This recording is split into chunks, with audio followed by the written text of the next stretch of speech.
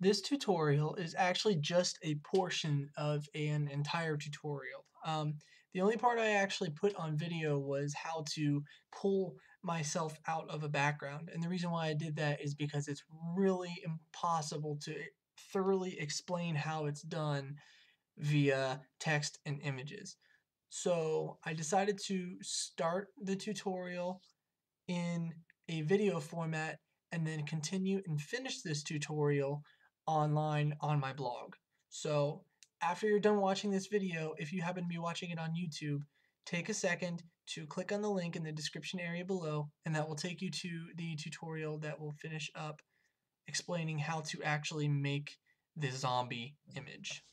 Okay, so I shot this picture in RAW, and I'm using the UF RAW software to help me pull myself out of the background.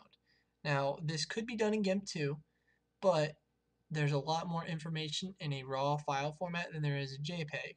So I'm going to go ahead and start it in this and then transfer it over into Gimp. Now, again, you can do all of these things in Gimp.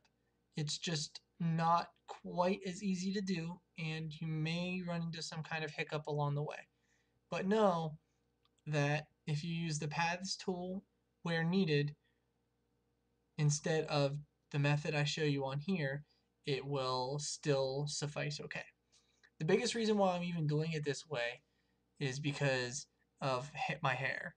There's hair up here that has very fine details that is almost impossible to select with a path.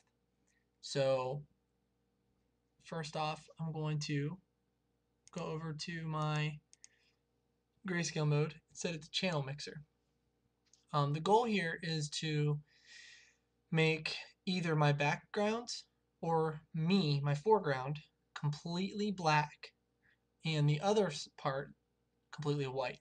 In other words, I want to make my body either black or white, and then the background the opposite color of whatever the foreground is. Essentially, I'm trying to create a layer mask off of this image using color modification tools. So again, I went over to the channel mixer and I'm going to adjust these sliders until I'm able to darken myself a good amount so that I'm able to easily distinguish which one's which in Gimp as I finish the job. That's a bit much.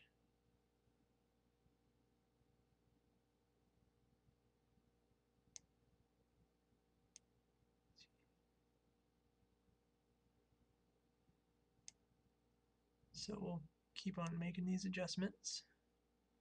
And you see I'm adjusting the red, green, and blue values. Now, red obviously is going to be in your skin tones a lot, which is why I toned it down so much. The background actually has a lot of blue in it, which is why I turned it up so much. There's actually quite a bit of green in the background too, from the looks of things. But there's also quite a bit of green in my face, so I kind of tried to leave this one fairly untouched. So, let's see. That looks pretty good, so we'll go ahead and hit Gimp. And this will open the file in Gimp. So let's see, now that we have the file open, I'm going to go ahead and open it up again. And I'm going to set the grayscale mode to none and save it out in Gimp as well.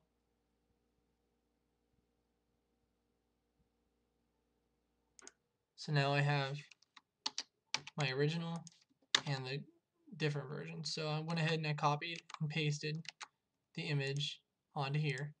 Right click, new layer. I'm going to move this layer up above it.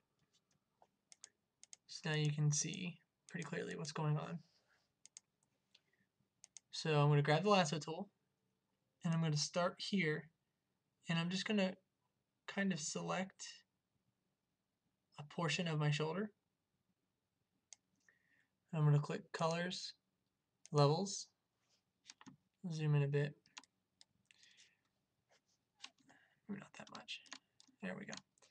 And I'm going to adjust this so that my shoulder turns completely black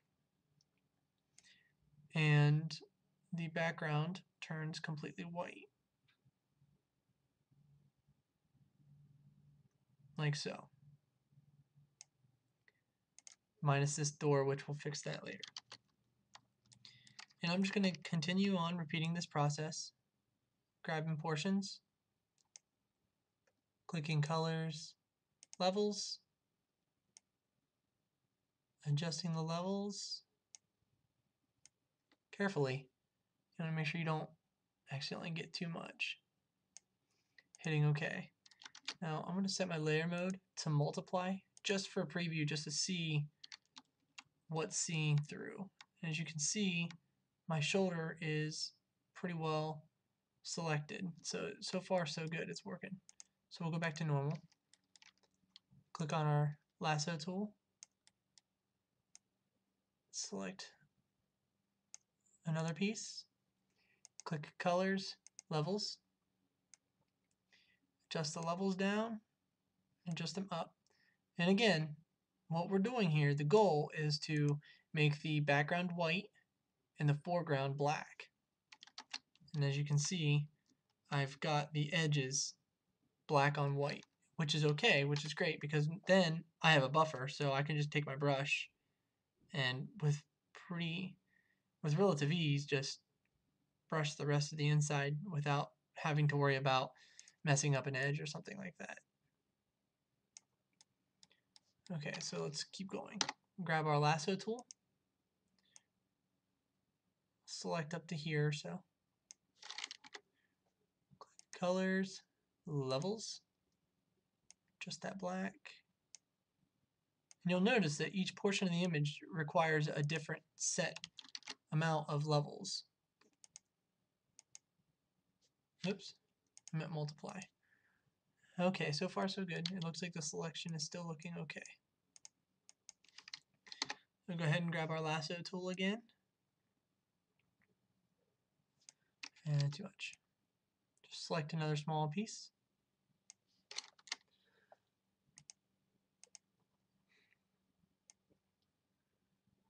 This part didn't take too much up here because it's already pretty dark. The main part is focusing on getting all that white.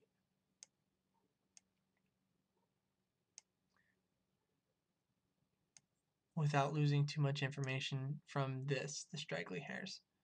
So that looks good. So we'll go ahead and try to adjust the black up a little bit. Okay.